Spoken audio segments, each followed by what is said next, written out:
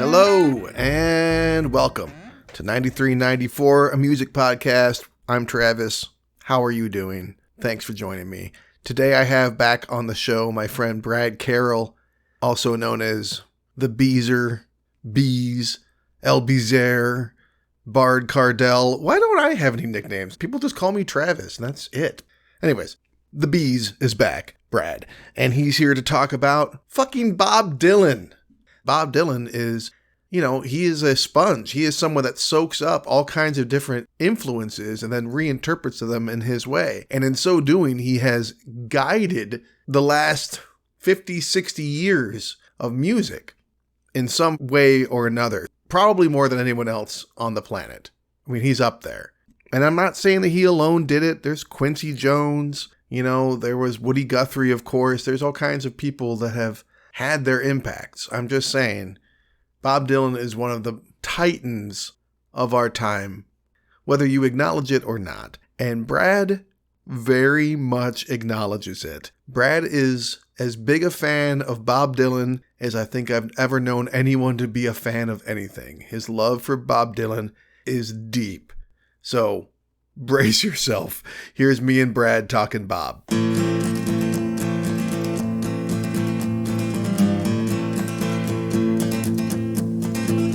Oh, there was a wealthy merchant in London, he did dwell. He had a lovely daughter, the truth I'll tell. Oh, the truth I'll tell. She had sweethearts plenty and men of high degree. There was none but Jackie Fraser, the true love and the baby. It's important. It's easy to get lost when you're fucking working and family and this. It's like, nope, I gotta stick with I need my creative output. So I'm still, I got a big batch of LBZers that are going to be released onto Spotify at some point in the next. Oh, good. Whenever I have time. Yeah. It's like I had like 50 plus songs like in like an untitled album.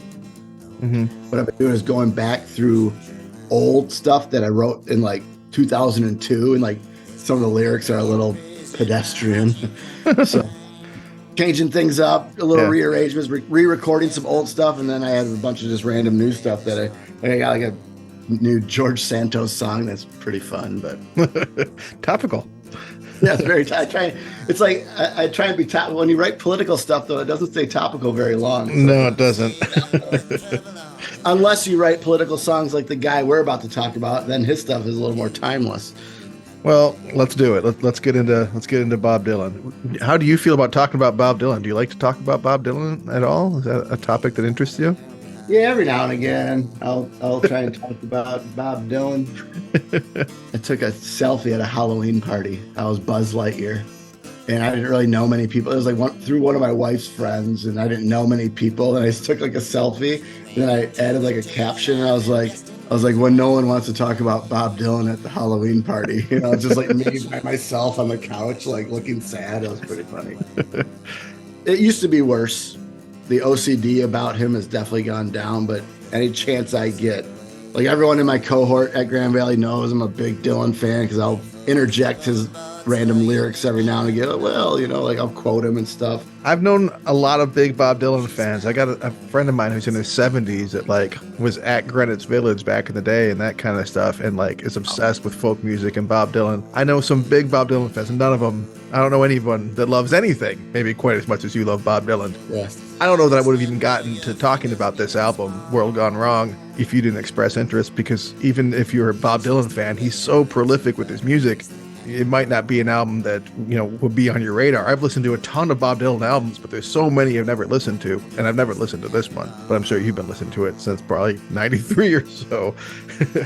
He has so much material. He has so much studio material, let alone the thousands of live shows. I mean, with Dylan, it's like, I feel like you don't meet that many like casual Dylan fans. Usually they're out there. Maybe you would consider yourself a step above casual, maybe. Well, if you are OCD level obsession with Bob Dylan, I respected Bob Dylan for a long time. I never started listening to him until I met you. And within like, I don't know, a month of us meeting, I was giving, we did like a classic, what you would do at that age in the early 2000s where, you hadn't listened to Tom Waits. So I like made a CD or two, like a mix of songs for you. And you made a mix of different Bob Dylan songs for me. So you got into Tom Waits and I got into Bob Dylan. I think we talked about this briefly when you were on the show last time. And so I started listening to him then, but still it was like a very gradual appreciation. It really wasn't until I started getting trained as a historian that I really came to really get into him, because that's when I started to like see him as this major historical figure, Yes. This link between the old world and the new, and like the way that he interacted with so many different events and people from that time period. And he's just like this fucking Forrest Gump type musician version of him, kind of character that was like in all these different things. So I taught this pop culture class at Temple University one semester, and doing the research for that, I realized like, oh shit, I got to talk about Bob Dylan like a lot. And and I was able to use him to talk about Emmett Till and like the John Birch Society and all this other stuff. And so, and the fucking hurricane and all this stuff like that. So it's just, as I kind of got more understanding of who he actually is, that my appreciation for him, his musicianship really grew. And so now I feel like if you are one of those people that don't like Bob Dylan, I can understand not liking the music, not liking his voice. I can understand that, but like you got to respect him. And if you don't respect him, then you're probably just frankly ignorant to his historical importance. Yeah. Well, I remember you reaching out to me about, I got a whole week. I'm going to talk about Dylan, and we're getting into like civil rights. So I remember saying, hey, check out Emmett Till and Medgar Evers. He wrote songs about those guys. He basically opened up for MLK when he did his I Have a Dream speech, and played only a pawn in their game. I mean, like his impact just on pop culture and like music, especially lyric writing, but then just in society in general, I think is just, it's really hard to find someone with more impact in those categories over the last 60 years. Yeah. You know what I mean? There might be some great directors or artists out there that have really done some, but all those guys would put Dylan above them. You could talk to Scorsese and he'd be like, I'm pretty good, but Dylan's probably more important than me, or something like that. I mean, yeah. And, when you look at any great musician or artist, Martin Scorsese will admit freely that he regularly lifts and borrows from other filmmakers. That's partly what crafting art is compiling your influences together and putting them through the filter that is yourself. And Bob Dylan was always so good at that. I mean, in a lot of ways, that's how he was able to reinvent himself so many times and put out so much music and stay relevant for so many years. Now, this is your second time on the show. Usually I ask people how we met one another, but you and I have already covered that. So I'm going to ask you briefly, if you're able. We're here to talk about the 1993 album, World Gone Wrong. But what's your favorite Bob Dylan album? Oh God, that's, Travis, what's your favorite comedy? I could probably pin it down to a top 5 albums. Okay. I think that Highway 61 Revisited and Blonde on Blonde, those are 65 and 66. Love and Theft came out in 2001, and I think I was 21 when that came out, and that just, I really connected with that album, and I just, if I had it on record, it would have worn through, I mean, it was in my car for like 2 years, just that was the CD in my thing. And I saw a bunch of shows on that tour and got a bunch of the live recordings, like good soundboard recordings, and I would put that up there. That was the year I met you, right? Or the year after I met you? Yeah, that was, right around then. That album actually came out on 9/11 in 2001, and I was at the store buying it. And I'm like, why isn't anyone at the store? It's like, oh, they're all at home watching the news, And I didn't realize what happened until I got home, and I'm like, oh. That's what you were doing on 9/11, was buying a Bob Dylan album. That's when it came out, and I didn't know about, But then it's like, then I always joke like, oh, you can connect Dylan to anything. It's like, well, he released an album on that day, of course. Go figure. God. Blood on the Tracks is another one of the best, like, breakup, sad, awesome love albums ever recorded. And I really like Infidels from 83. Okay.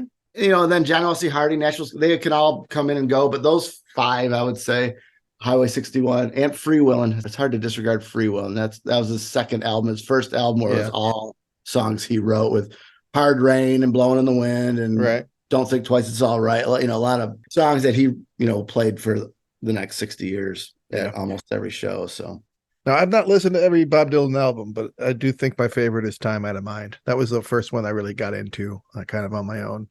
When we first moved to Florida, because that was 97, Mm-hmm.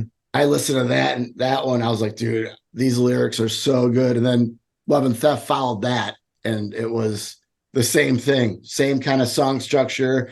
It didn't have the Daniel Lanios production because Dylan produced Love and Theft on his own.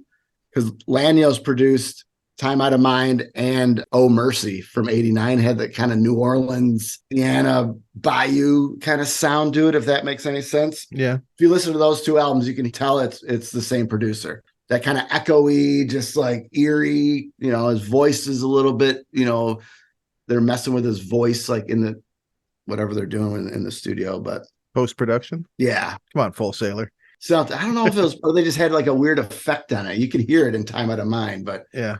And then he just released his bootleg series for Time Out of Mind with all the outtakes and all the alternative takes. Right. Unbelievable. So good. And of course, very long, because that's kind of what he does. Is Yeah. release a lot of material. Yes. So did you get into World Gone Wrong when it came out in 93, like I assumed, or did it take a while to like retroactively get into that? My addiction to Dylan didn't start till freshman year of college in 98. Okay.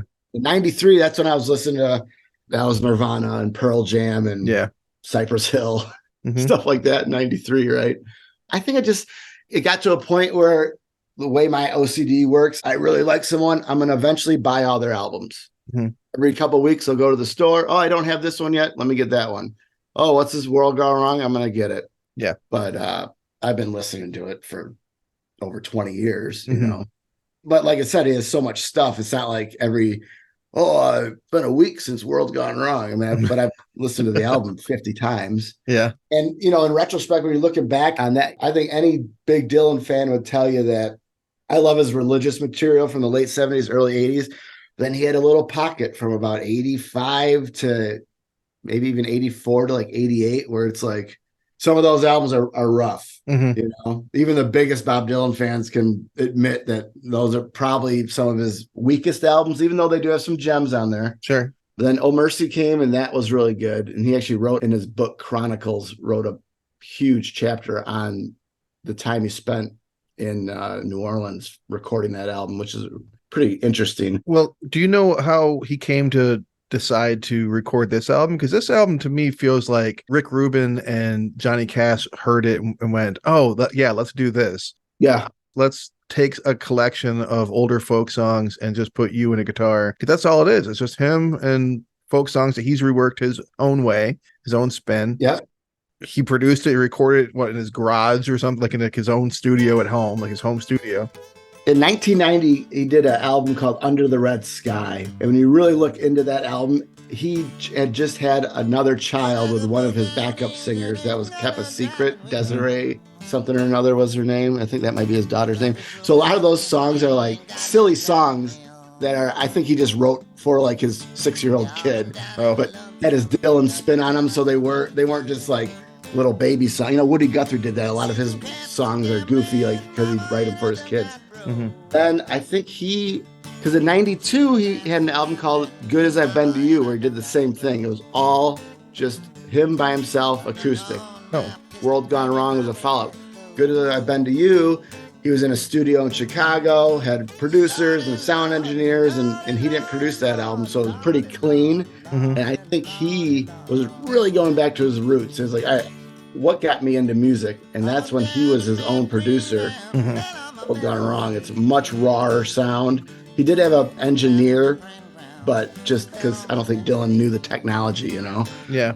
It was basically just him in his garage, and I think he recorded it in 2 or 3 days. Yeah, it feels like something that you or I or anybody else could do, except for it's the legend Bob Dylan. Right. Well, and I think what that album shows me or reminded me, it's like he's a pretty good player. Yeah. He can finger pick, and he's a good player. A lot of people, well, he tries to do his little guitar solo, and it's not, Eric Clapton or anything, but he has his own way to do everything, Yeah. Dude, on Broke Down Engine, when he, do you hear me rapping, and he's able, to bang on the fucking... Can't you hear me, baby, rapping on your door?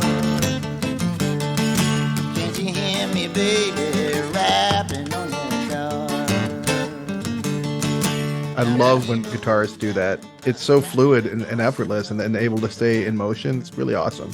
Yeah. And, it's like all those songs are recorded on tape. He's not splicing. He's like, that's one take. Yeah. Here it is. Let's move on to the next one. Dylan has never been, maybe Blonde on Blonde took a lot of production, but he gets sick of doing the same thing, so he'll do 2 or 3 takes. That's it. That's as good as it's going to get. Let's move on. Then when he plays them live, he rearranges everything. He's like, the album version is just to get them out there, but that's not how they're meant to be heard. They're meant to be heard live. After he's had more time to play with them, maybe. Yeah, but he really got back to his blue, because when he was in Minnesota in high school, he was Little Richard, and he wasn't a Woody Guthrie folk guy when he started getting into music. He was a rock and roll guy. Mm-hmm. But then he saw an in when he moved to New York. He's like, right. There's no in for rock and roll. I'm this white kid from Minnesota. Right. Folk was the thing. Let me do folk. That'll be my foot in the door.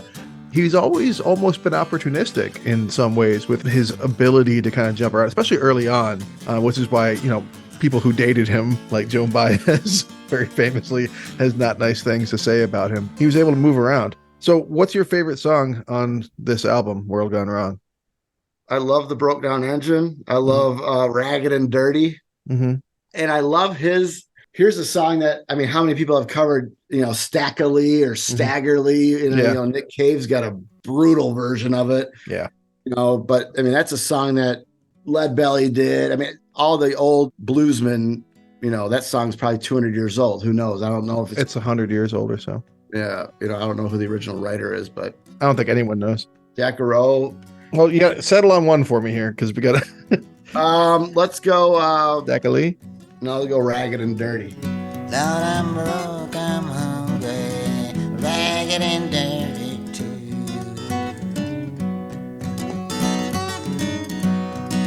Broken, hungry, ragged and dirty too. If I clean up, sweet mama, can I stay all night with you? Lord, I went to my window, babe, I can see through my blind. I think that's my favorite. I had this weird feeling that was going to be your favorite, because to me it was like kind of the weirdest on the album. I'm like, I bet it's gonna be Brad's favorite, because it's kind of dirty. Well, it's dirty, right? It's kind of dirty and kind of grimy, just like the lyrics are. It was very bluesy, very bluesy. Broke Down Engine, I think that was written by Blind Willie McTell. Yeah, it was. Who he has a song called Blind Willie McTell. I'll tell you one thing, no one can sing the blues like Blind Willie McTell, which was an outtake from his 83 album Infidel, which I talked about earlier. Mm-hmm. But he never put it on an album. It's like the prettiest song he's ever done, but he left it on the cutting room floor. Only Dylan, right? Yeah. Do something like that. One of his outtakes from that album was 2032 Blues by Robert Johnson. Okay. That's awesome. I can't believe he left it off the album, but he had his reasons. Yeah, Ragged and Dirty is definitely, to me, is one of the least standout, but I'm not going to pick a song that to me is least good on this album because I'm not familiar enough with it. But I was surprised at how familiar I was with a lot of these songs. I don't think of myself as someone who's up to date on their folk music. But since I did start listening to Johnny Cash at a young age and Nick Cave, who have also kind of resurrected a lot of these folk songs, I was familiar with Stagger Lee, and I was familiar with Delia, and I was familiar with Henry Lee, or Dear Henry, whatever the version is on this album. What does he call it on this album? Love Henry. Mm-hmm. And the song that got me into Johnny Cash was Delia's Gone. So I really didn't think that I would ever hear something that would challenge that in terms of being a better version. But for me on this album, his take on Delia,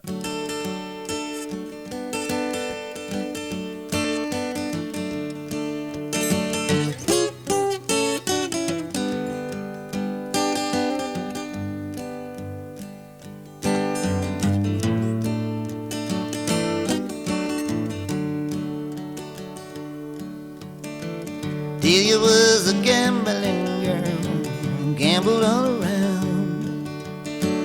Delia was a gambling girl, she laid her money down. All the friends I ever had are gone. Delia's dear mother took a trip out west. When she returned, little Delia gone to rest. All the friends I ever had are gone. Oh man, it's so pretty. Yep. It's got to be my favorite song of this album. It's so pretty and it's so sad.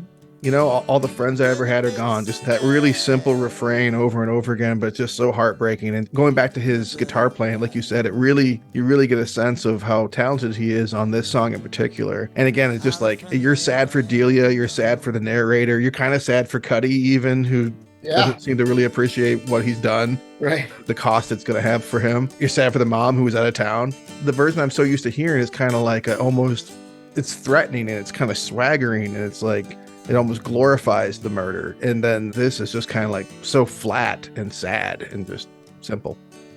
Dylan's always had the ability to make you a believer as he's singing these old covers. I mean, how many cover songs have you heard? It's like, wow, it sounds a lot like the original, and I didn't get much from it. Where it's like, I mean, how do you redo songs that are that old, but almost bring like a new perspective to them? Right. When Dylan sings any song, almost, you believe him. High as I can see, looking for them around us, looking out for me. All the friends I ever had are gone. Like you were saying earlier, a lot of people, they can't get past his voice. And it's like, well, to me, his voice is his best instrument. Just the way that he can sing in so many different ways. But when he's singing these words, you're like, yeah, I'm all in. You know, I'm all in listening to this story you're telling me. He's got a knack for that. You know, one of the theories of capitalism when it comes to how it interacts with art is that it drives the pursuit of authenticity in consumers, and which of course means mass production, which decreases authenticity. But that's what we're after. And Bob Dylan is someone that has always been able to just repeatedly offer up this very authentic style because of his voice, because of things like recording an album where it's just him and an acoustic guitar and like folk songs that have been around for a century. Yeah, you got to respect his ability to bring that out in himself and just repeatedly be very true in a way that's appealing. To piggyback on that, you get a lot of these musicians where, oh my God, their first couple albums are so good when they were young, they were hungry, they were poor, and they had, you know, this fire in them. And then we sold 2 million copies, and now I'm living in this really big, nice home, and I'm kind of living off royalties. Where Dylan, it's like, yeah, he was a millionaire by the time he was 25, probably, or whatever. But it's like in his blood, though. It's like, this is what I have to do, and I'm always going to do it my way. I don't care about whatever anyone said. I mean, he had, what's the old story about going on the Ed Sullivan show? They wanted him to do Blowing in the Wind. He's like, no, I want to do Masters of War. That's the only song I'll do. No, we want Blow. All right, then I'm not going to do it. He's 23. It's like, you're turning down Ed Sullivan?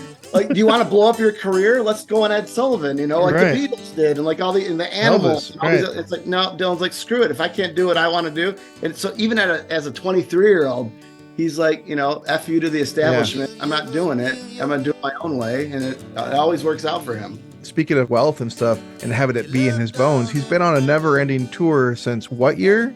88. 88. He's been on tour since 1988. You don't do that because you want money or because you want fame. No. You do that because that's your life. That's your blood. That's what you do. That's who you are. Yeah. Like a true troubadour. Yeah. I say it somewhat like, you know, take it with a grain of salt, but like he's kind of the Shakespeare of our time, in my opinion. When he eventually dies, if he ever does, maybe he's some heavenly prophet that'll just live forever. Who knows? I doubt it, but maybe. Be nice. Anytime a famous person, there's always, you know, all the news outlets, they have their little 3-minute highlight reel of, you know, but with Dylan, I think it's going to be a really big deal. Yeah. You know, I think people will be like, wow, I didn't realize that he did all this stuff. Oh my gosh, look at all, you know. People are going to realize after, and then I think his stuff is going to last, like kind of like how Shakespeare is, maybe. I mean, he's America's poet laureate, right? He's won Yeah. the Nobel Prize for literature. He is one of the most widely celebrated authors of all time. So I think you're onto something. But and to your point about people maybe won't appreciate him until he's dead. I mean, it's so funny because I was thinking about this with the Rolling Stones recently. Sometimes when people are so big and so famous, they can also be underrated at the same time. Johnny Cash is another one. Yeah. People they're like, yeah, okay, I've heard about it, like they're important, but then they never really bother to investigate beyond the fact that they've heard the same 3 or 4 songs over and over again, and they just dismiss it as like, oh, that's for boomers, or like that's the past. But like Right. we're all living in the product of the past, and Bob Dylan helped create this present. But back to World Gone Wrong, is there an underrated song for you? This is a tough album for Yeah. that because there's not like, oh, you got the 3 radio hits, you know. There was a single. Yeah, they did. Well, the single was Blood in My Eyes. Yeah. Woke up this morning feeling blue. Seen a good-looking girl, can I make love with you? Hey, hey, babe, I got blood in my eyes for you.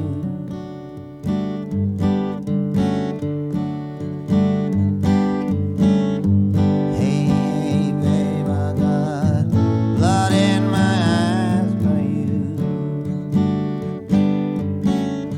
There's the music video. I think it's just like him walking around like the streets of London, and he's got like on the album cover, Top he's hat. got the big black top hat, and he's wearing that with Yeah. a cane and all this and that.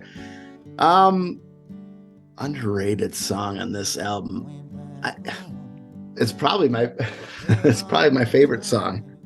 Well, just the guitar work in Ragged and Dirty. It's like pretty intricate and difficult to play that song. I've tried. I'm not Okay, even gonna but bother. It's too hard, and to sing and to keep that whole thing going. But I do like. Okay, well, I like the title song too, though. World Gone Wrong.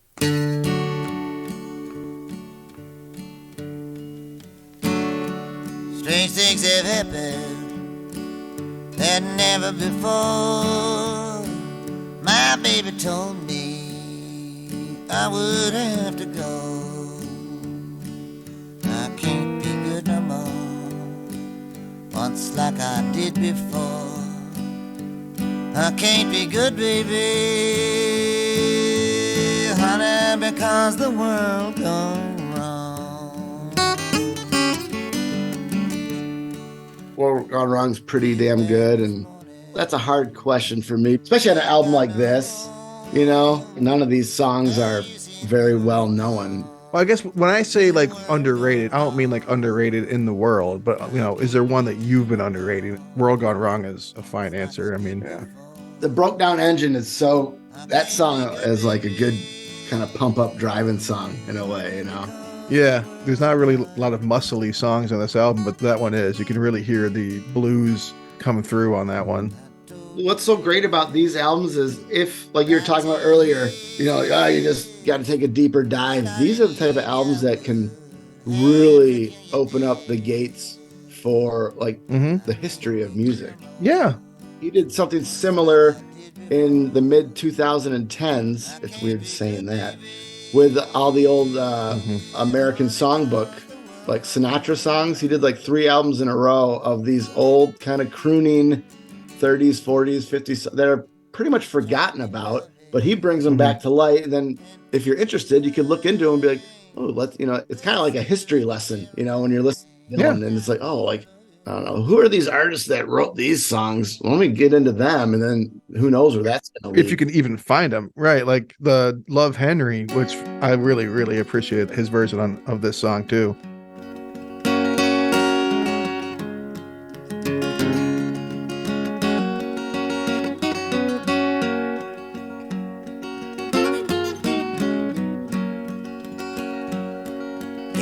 Get down, love him, we should cry, and stay all night with me.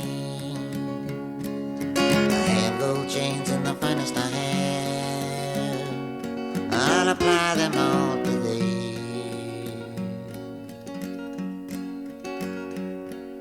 I can't get down and I shan't get down, I'll stay all night with thee.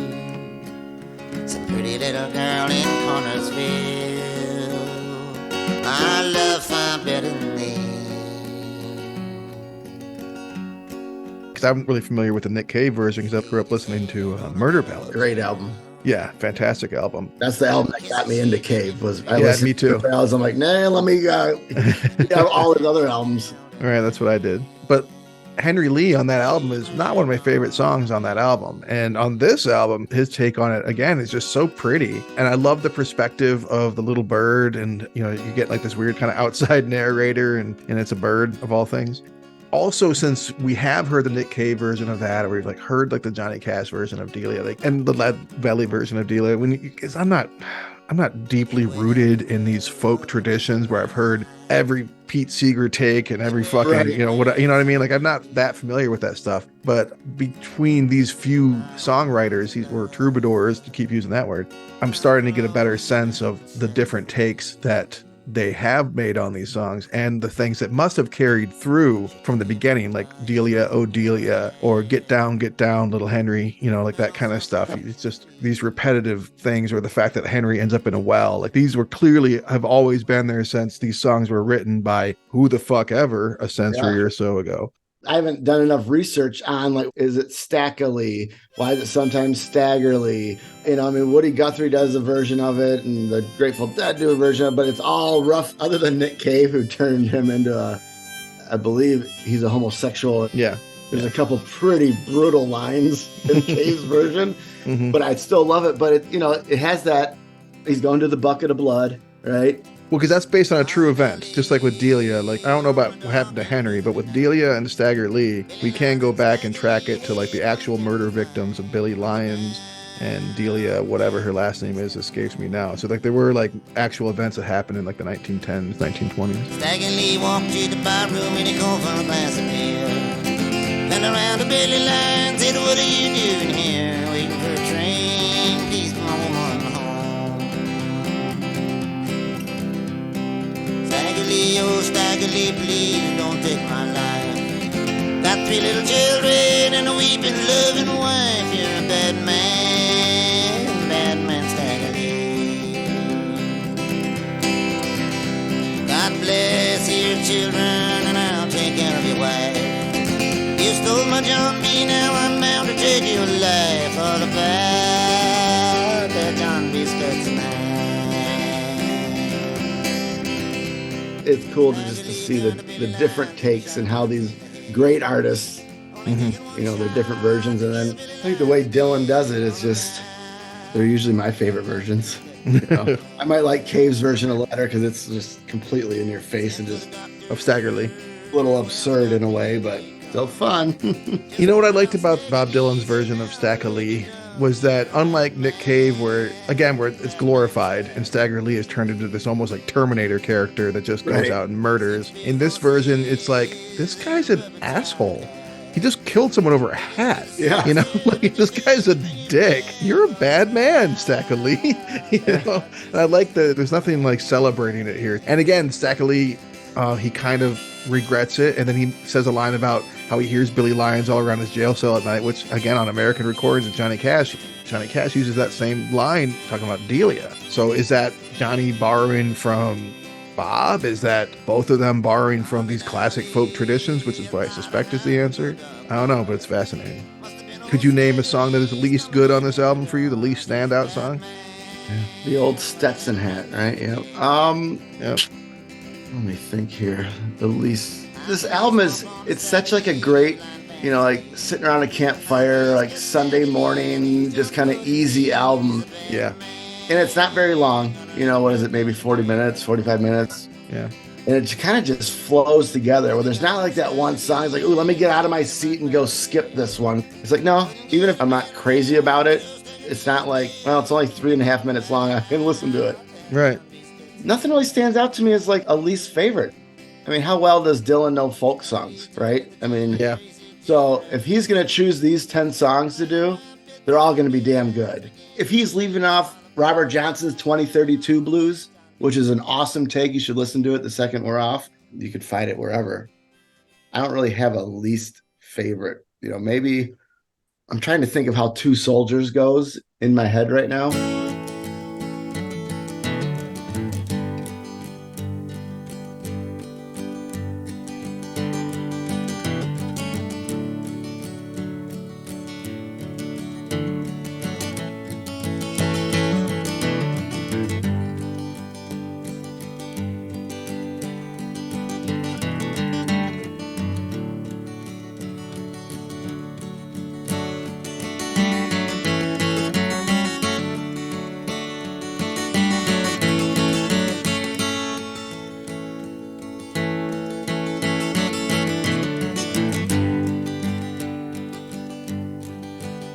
That's kind of what I was thinking too, because like there's a couple songs on the album towards the end that kind of start to blur together. It's not so much that they're not good or that you would skip them. Jackalope and Two Soldiers kind of bleed into each other a little bit. Where Lone Pilgrim stands out and Stack of Lee stands out, you have between those Two Soldiers and Jackalope, which again, they're very pretty, but like I can't really tell you how they go, which is hardly much of a complaint. But like you said, it's a very complete album.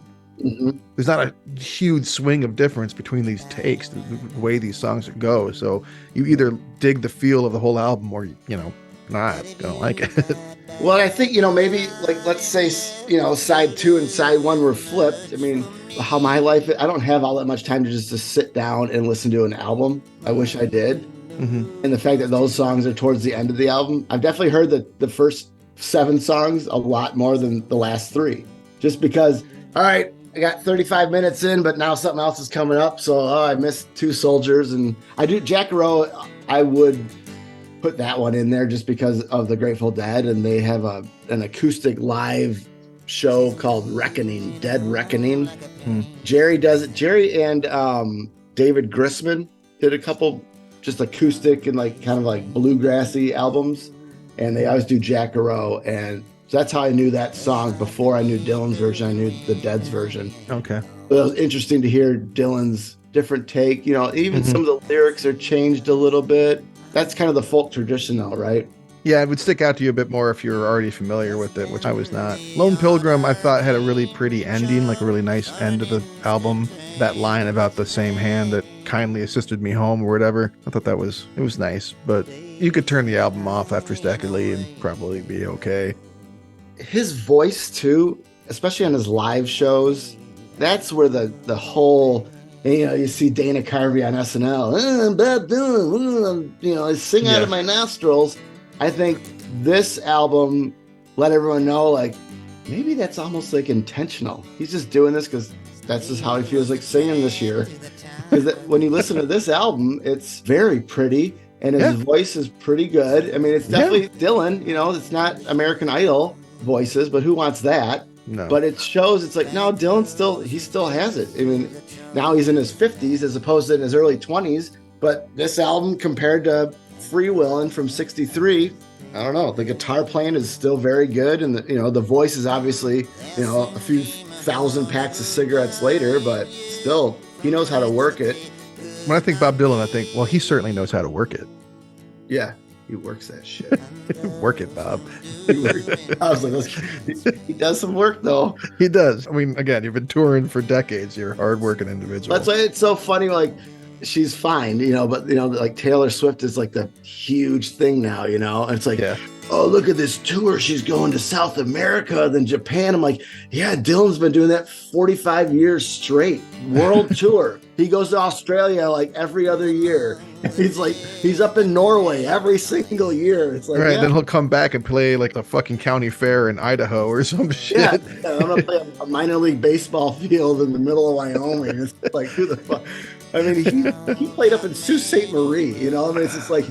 Then I thought, like, maybe he wants to play every single city and town in the world, and then he's gonna. All right, now I'm gonna retire officially. I don't think he'll retire. I think he'll die on stage. Yeah, what? His latest tour, that Rough and Rowdy Ways. I mean, and who does this? COVID was the first time he broke from the never-ending tour. Yeah, because nothing was open. Right, understandably. And that's when he recorded this album. And then when he first announced World Gone Wrong. No, Rough and Rowdy Ways. Oh. From 2020. Okay. When they announced the tour, it was Rough and Rowdy Ways tour. And it's the first time he's labeled a tour ever, pretty much. On the tour, it said 2021 to 2024. So we got all the Dylanologists. They're like, ooh, does that mean 2024 he's officially retiring? Or like, why would he put these dates in? That's interesting. You never know, Dylan. He's probably just screwing with us. I'm not really retiring. I was just messing with you guys. Yeah, I'm going to release another album in 2024, and then it's going to be that tour. Who knows? I guess we'll find out. You played in Grand Rapids just a couple months ago, and that was my 91st Dylan show. Your 91st. I'm trying to get to 100. I don't know if I'm going to be able to make it, though. I think you can do it. Yeah, as long as he keeps touring. As long as he's within like a 4 or 5 hour drive, the wife gives me the okay. That's the thing, though. You live in Detroit for this long, and he on constant tour. if he's in Cleveland or Chicago or Pittsburgh, it's like those are within 4 hours. So let's go. Let's go see Bob. 91 times, dude. That's hard to get my head around. I'm like, oh yeah, I've seen Greg Dooley and the Afghan Wigs in some form or another. I'm like, oh, I've seen him 10 times, or I've seen, so and so band. Like nothing compared to 91 times. That's ridiculous, dude. There's not that many live acts that I want to see anymore. So yeah, I saw Cave recently, and I saw Cave by himself with the bassist for Radiohead. It was just those two, and it was that's cool. Awesome. He's so like mixes it up with the crowd so much. It was so fun. Yeah. So I saved my money, and then I go, because now the shows are so expensive, but Dylan's just been playing in these really small theaters, and it's like perfect for his sound nowadays. Like it'd be perfect for this album, like small, like a Fox Theater type, 2,000-3,000 people, but just great acoustics. That's where you'd want to hear this album. But it was funny. The first time I saw Dylan was about a year after this album came out. Oh, go figure. So Pine Knob, good old Pine Knob. Good old Pine Knob. Is there anything else you want to say about Bob before we move on?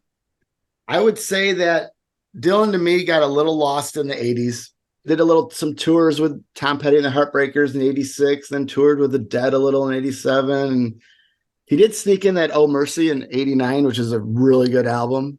And then he did his children's album. That's my opinion.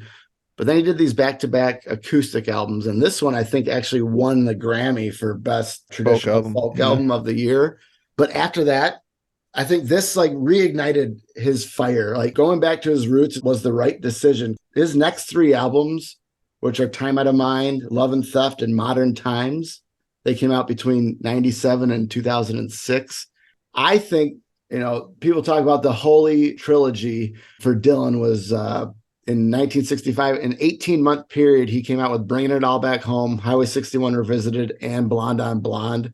Mm-hmm. People say that's the most prolific songwriter. I mean, in 18 months, he came out with those, and just the songs in those albums, like It's All Right, Ma, Desolation Row. I mean, crazy songs that you can't write, that no one's supposed to be able to write.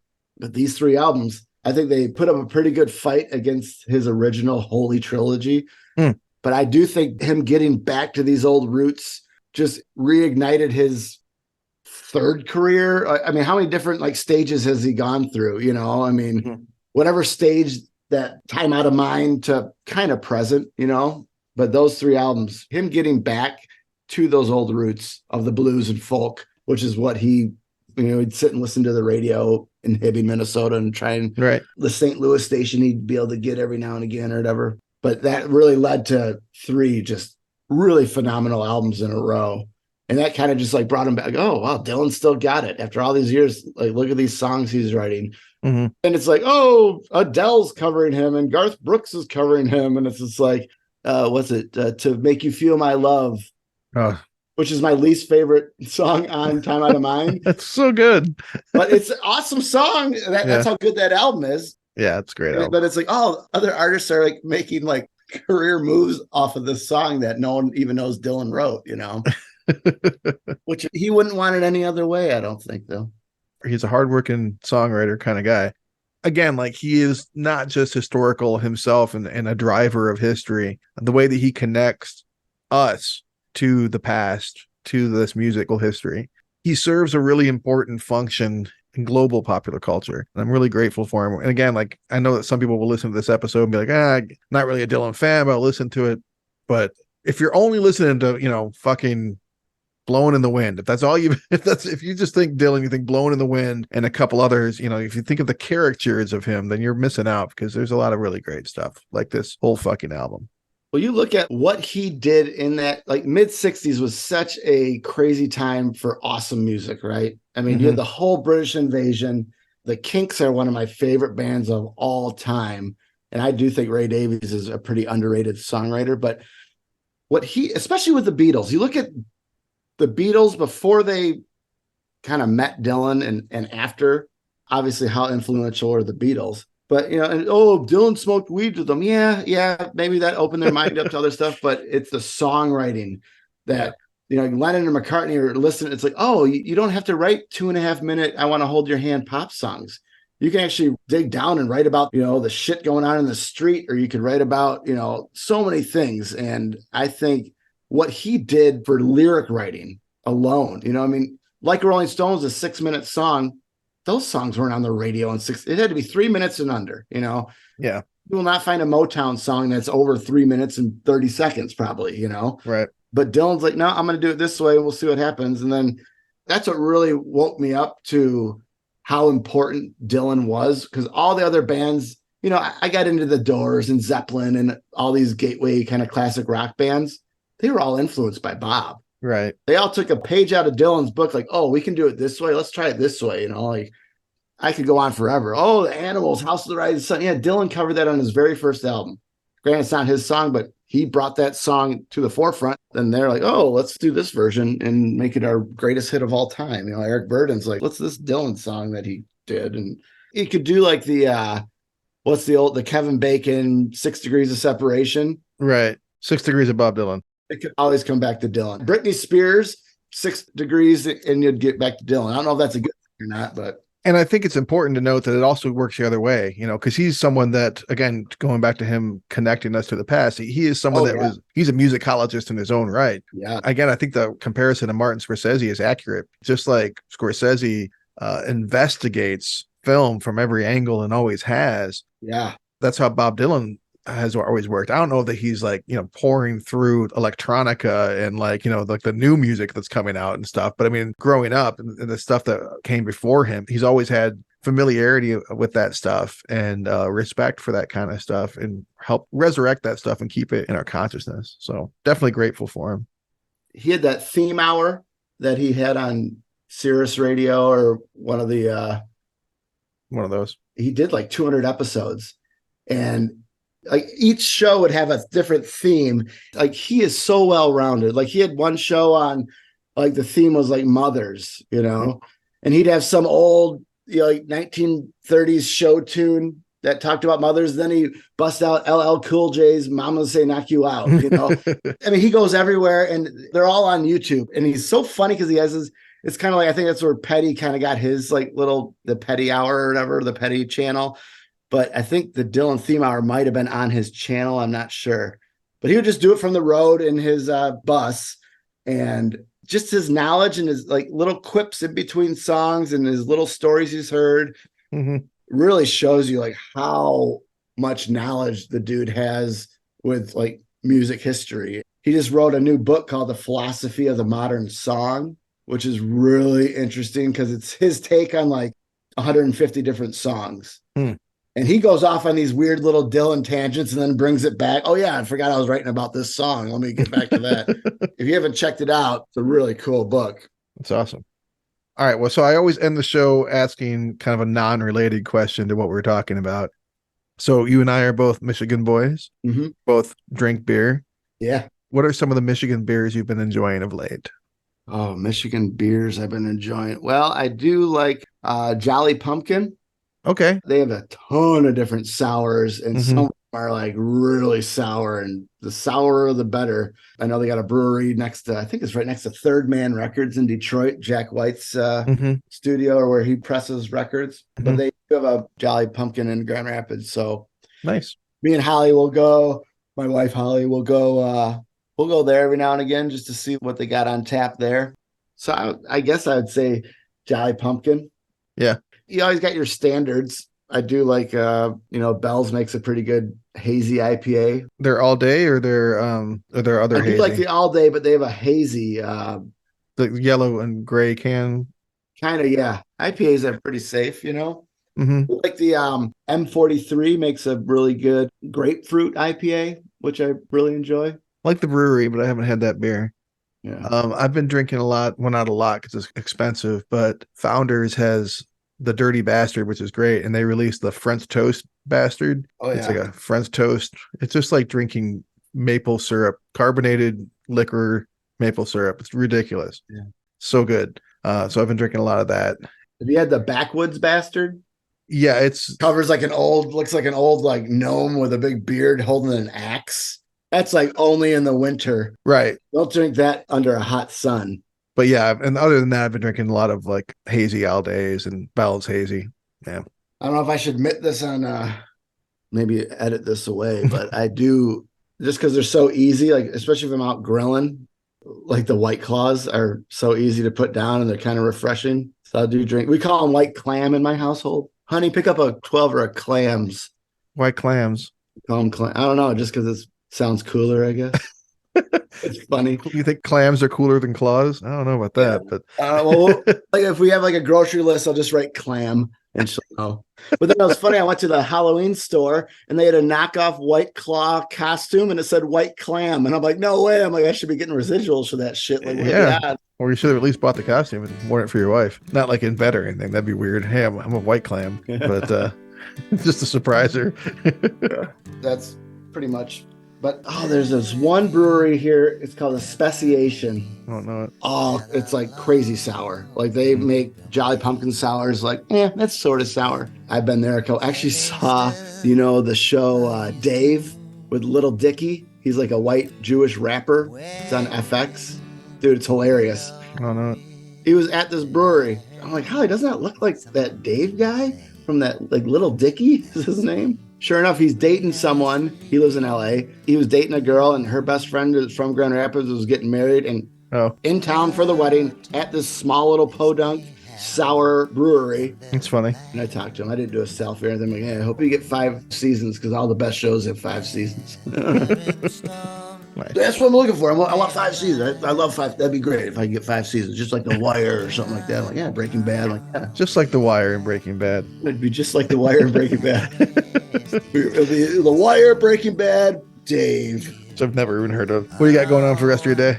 I got homework that I've been pushing off. It's always due by midnight on the day, and I'm always like 11:58, like submit. Yeah, I took care of mine already before I talked to you, but I did the same thing. My lesson plans are due by midnight, and I always wait until Sunday, especially I had 5 days to do it, but nope, gonna wait until the last minute. But I'm gonna let you go. I'm gonna go meet family for some food and hangout times here in a little bit. But thanks for doing this with me.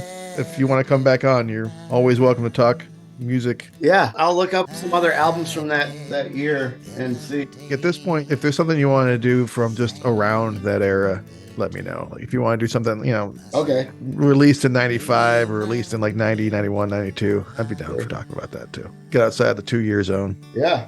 Great talking with you, Trav. Good talking to you. Take care. Yeah. Go tell my companion and children those dear to weep not for me, now I'm gone. The same hand that led me through scenes most severe has kindly assisted me home. Was I kidding? I was not kidding. Brad really loves Bob Dylan. It comes across in this episode. I really appreciate Brad coming back on the show and talking about his love for Bob Dylan and this album. It's always awesome when friends return to the show, but I'm also always looking for new blood, always looking for new people to come on. Maybe that person is you, or maybe it's someone you know and you need to tip them off about the existence of this podcast, which I would greatly appreciate. Released in 1993 was a great album from the band, The Band. Well, they blew up the Chicken Man in Philly last night, and they blew up his house too. Down on the boardwalk, they're ready for a fight. Gonna see what them racket boys can do. Now there's trouble busting in from out of state, and the DA can't get no relief. Gonna be a rumble on the promenade, and the gambling commissioner's hanging on by the skin of his teeth. Everything dies, baby, that's a fact. But maybe everything that dies someday comes back. Put your makeup on, fix your hair up pretty, and meet me tonight in Atlantic City. This is them covering Bruce Springsteen, which in an upcoming episode I discussed briefly with Morgan Peak about what a great song this is. I'd love it if someone came on the show and talked about this album. So come on to the show and talk about them or pretty much any other album from the era. You're always welcome. And if you're not into that, maybe you could rate the show, review the show, click a button that says subscribe or like a thumbs up or like or follow or whatever, that'd be cool. I appreciate it. And I appreciate you listening. Thank you. Take her easy.